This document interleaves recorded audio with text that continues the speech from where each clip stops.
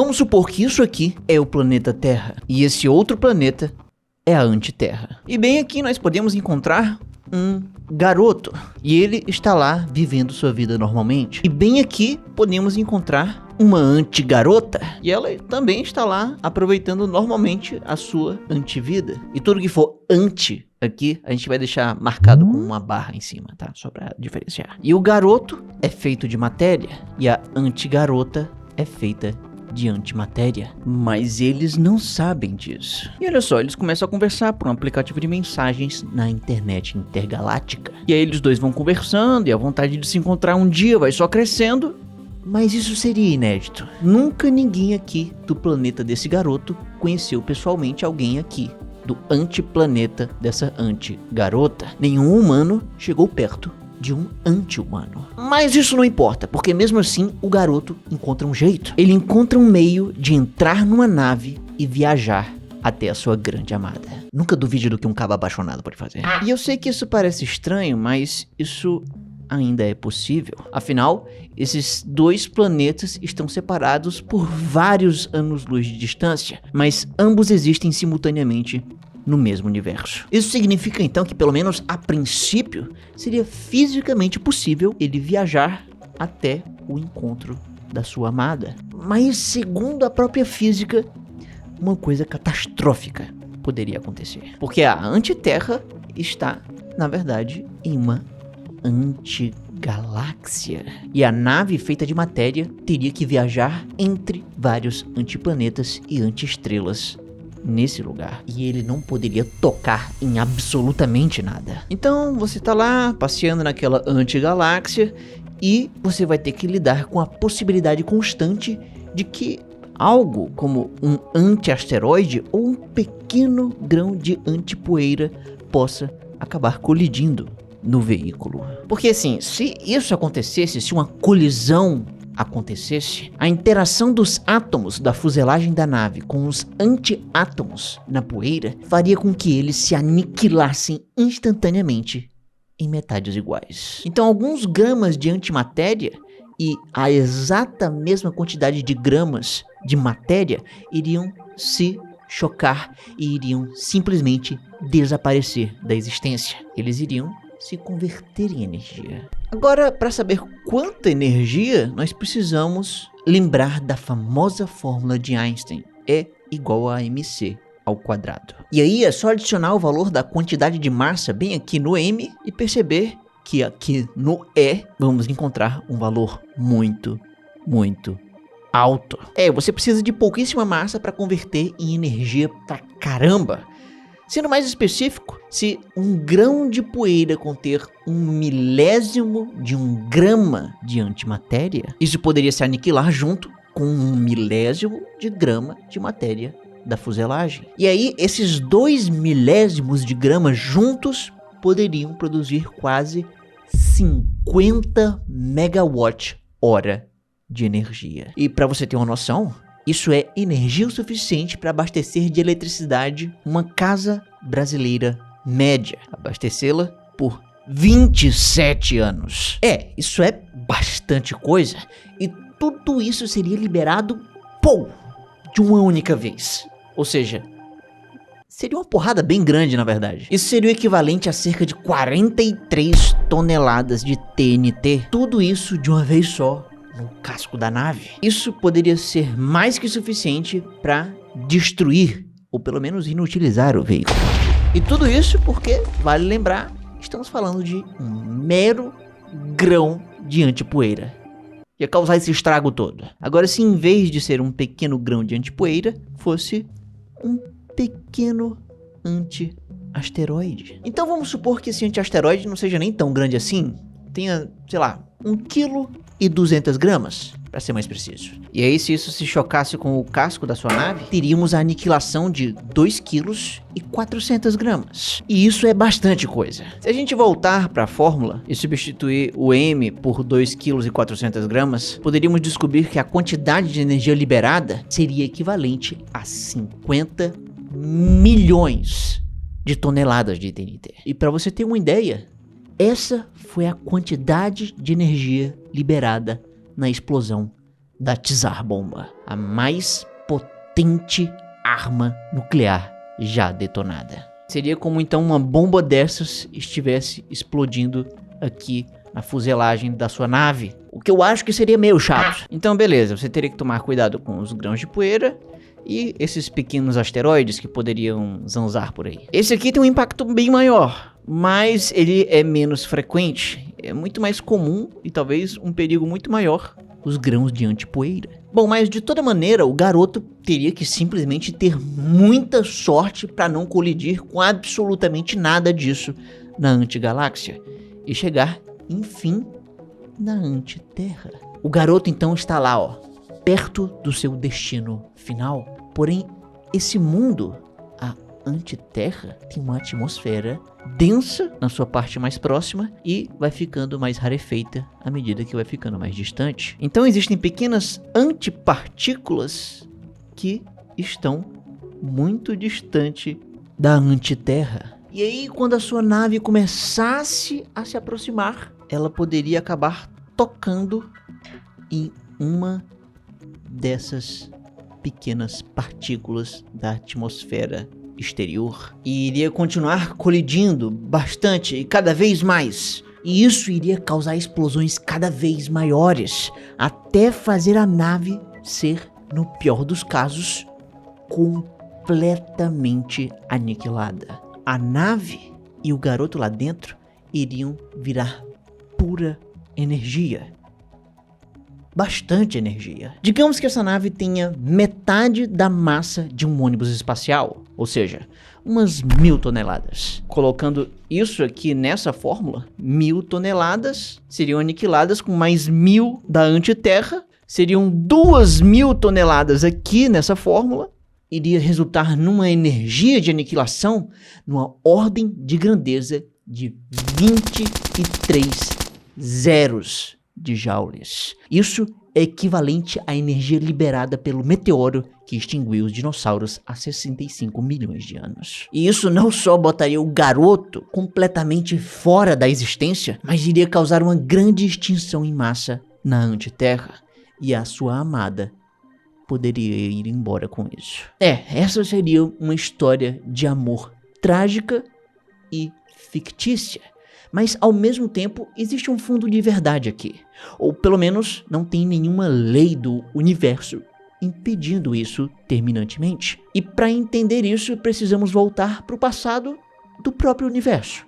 Lá nos seus primeiros instantes de existência. Nessa época inicial o universo era muito diferente do que é hoje. E uma das principais diferenças é que naquela época não era possível viajar para a Islândia, mas agora nós podemos e vamos. Em junho do ano que vem, eu e o meu editor Rodrigo vamos para a Islândia e você pode ir com a gente. Estamos formando uma excursão exclusiva em parceria com uma agência de viagens. Vamos ver de perto glaciares, geysers, vulcões, entrar em tubos de lava inativos, conhecer um encontro de placas tectônicas, visitar um data center, uma usina geotérmica e descobrir como capturar CO2 do ar e aprisioná-lo no solo. Além de tomar um banho em águas termais naturais. Ai, que beleza. Tudo isso vai estar num pacote que inclui basicamente tudo para uma boa viagem com zero dor de cabeça. Porém, o que torna essa viagem, eu acho que tão especial, é que não vai ser só um grupo de turismo qualquer.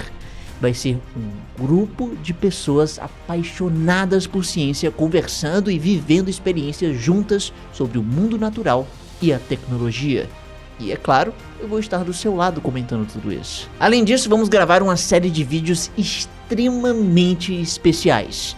E se você quiser participar deles, você pode durante a viagem. Vai ser interessante. Então, se você tiver meios e interesse, não perca tempo e dê uma olhada aqui no primeiro link na descrição ou no QR Code aqui na tela para ter uma experiência completamente única. Vamos juntos à Expedição Islândia.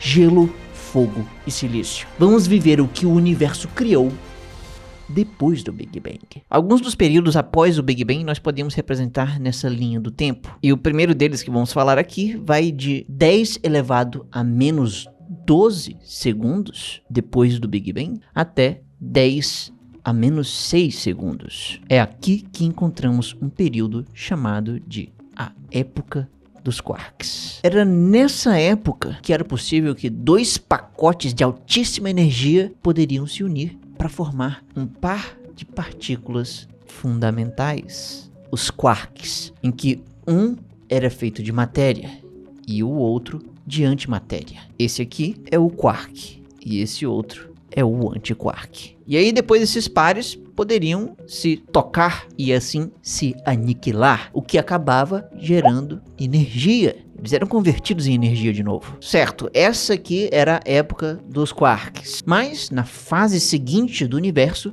chega a época dos hadrons, que vai de 10 a menos 6 segundos até 1 segundo. E é aqui que algumas coisas interessantes começam a acontecer. É por esse tempo que quarks de tipos diferentes se unem para formar hadrons, que nada mais são do que nêutrons e prótons. E é claro que enquanto isso, os antiquarks poderiam se unir para formar antinêutrons e antiprótons. E é claro que esses antinêutrons e antiprótons poderiam, por sua vez, se aniquilar com os nêutrons e os prótons normais. Assim, depois de um tempinho e várias aniquilações depois, o universo até que enfim completa o marco de 1 segundo de vida. Parabéns para ele! E aí a gente entra na época dos leptons, que vai de 1 até 10 segundos. Nesse momento chegamos numa época dominada por outras partículas subatômicas. Eu estou falando dos leptons. E o lepton mais conhecido é o elétron, que vem acompanhado, claro, de um antielétron. E esses dois são realmente bem opostos. Enquanto que o elétron tem uma carga negativa, o antielétron tem uma carga positiva. Por isso que também ele é chamado de positron. E é claro que o elétron e o positron podem acabar se encontrando, o que iria acabar gerando uma aniquilação.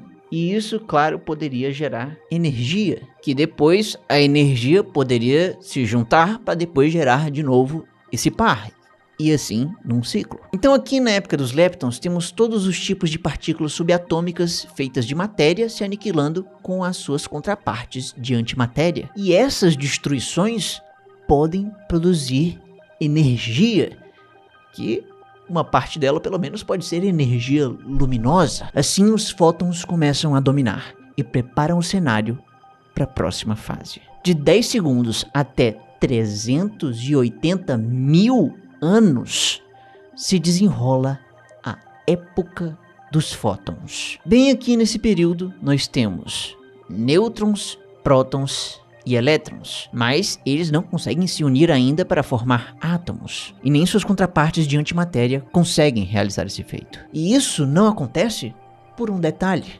porque tudo está num plasma muito quente. As partículas estão com tanta energia que elas não conseguem se unir em átomos ou antiátomos. Não, e detalhe, nós estamos falando de muitas aniquilações que geraram muitos fótons, mas mesmo com tantos fótons, o universo é bastante escuro. Desde que o universo surgiu no Big Bang, ele vem se expandindo, mas mesmo nessa época aqui dos fótons, o universo ainda é muito pequeno e ainda está muito concentrado, cheio de coisas. Ele é quente demais. Tudo então está em um plasma opaco e extremamente denso. O plasma é tão denso que as partículas estão tão próximas entre si que os fótons das aniquilações não conseguem viajar sem esbarrar em algo. E isso impede então da luz se espalhar e brilhar pelo universo. Porém, durante o passar dessa época, aos poucos tudo vai esfriando e começa um processo conhecido como nucleossíntese.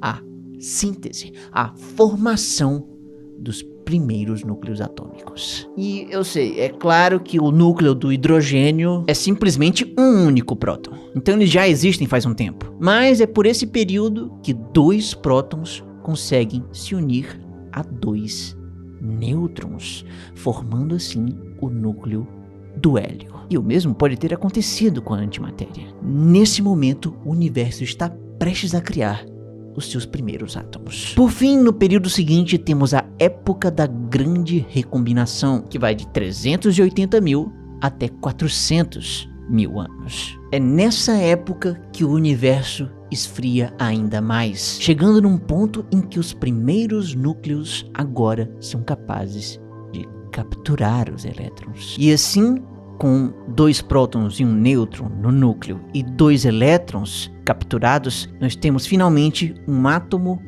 de hélio. E de uma forma mais simples, um núcleo constituído por um próton capturando um elétron, nós temos o átomo de hidrogênio. Foi assim que se formaram finalmente os primeiros átomos de carga neutra. E é claro que o mesmo pode ter acontecido com a antimatéria. Não, e aí enquanto isso acontecia, o universo foi ficando cada vez mais e mais frio, dando assim um fim de uma vez por todas ao seu estado de plasma opaco. As partículas foram de um estado muito concentrado para um mais espaçado, como o de um gás. E graças a isso, os fótons puderam enfim ter a liberdade de brilhar enquanto viajam pelo universo. Sendo que, veja bem, o universo ele não parou de se expandir, ele continuou se expandindo, e junto com essa expansão do espaço-tempo, os fótons, esses raios de luz, foram se esticando também. Seu comprimento de onda foi ficando cada vez mais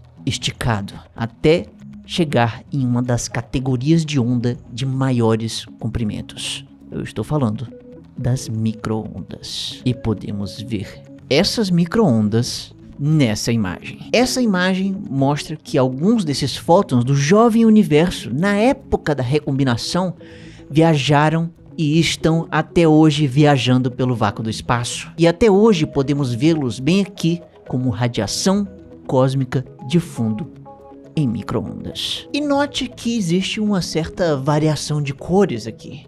Essa aqui é uma marca de bilhões de anos que mostra em vermelho os lugares mais quentes e em azul escuro os mais frios. O extremo do vermelho até o extremo do azul escuro é ainda uma diferença relativamente pequena que podemos captar hoje. Os pontos vermelhos só ficam acima da média por 0,0002 graus Celsius. E o azul escuro, a mesma coisa, só que para baixo. E apesar disso ser realmente uma diferença pequena, isso ainda assim quer dizer algo bem impressionante. Quer dizer que o plasma da época da recombinação tinha pequenas diferenças de temperatura e densidade. Ele tinha desigualdades. Um lugar, então, poderia conter mais matéria e outro poderia conter menos, talvez até nada. E é aqui que está o grande pulo do gato para a existência de antiterras e outros antiplanetas. A hipótese mais aceita é que lá no início do universo houve muitas aniquilações entre matéria e antimatéria. E o resultado de tudo isso foi que não sobrou nada de antimatéria e sobrou um pouquinho de matéria. E esse pouquinho que restou é tudo o que temos hoje, que formam os planetas, as estrelas e os outros corpos celestes. Agora, se o universo tinha desigualdades lá desde o início, então isso abre portas para uma hipótese bizarra. Porque assim, para uma aniquilação acontecer, é necessário ter uma partícula e uma contraparte antipartícula dela. E necessariamente, para se aniquilarem, elas precisam se encontrar e se tocar. Ai, que delícia. Porém, se elas estão distribuídas de forma desigual, pode ser que elas nunca cheguem a se encontrar. Então vamos dizer que aqui temos no nosso universo esses cubinhos brancos, que representam a matéria, que aí podem ser quarks, prótons, nêutrons, elétrons, vai ser matéria. E também no mesmo universo existe a mesma quantidade X de antimatéria, que são esses cubinhos vermelhos. E aí, essa matéria e antimatéria toda pode acabar se encontrando e se anulando completamente, de modo que não sobre basicamente nada, como é o que acontece na hipótese mais aceita na física. Mas lembrando que para isso acontecer, essas partículas todas precisam se encontrar. E isso seria mais provável num universo mais homogêneo. Sendo que esse universo não é tão homogêneo, ele tem desigualdades. Então, para fins didáticos, vamos exagerar bastante uma desigualdade aqui. Então, veja que aqui, essa matéria está muito mais concentrada num canto e a antimatéria está concentrada em outro canto. E existe uma certa zona cinzenta aqui no meio. E, bom, digamos que pela ação da gravidade, com o tempo, nessa área do universo se formou galáxias.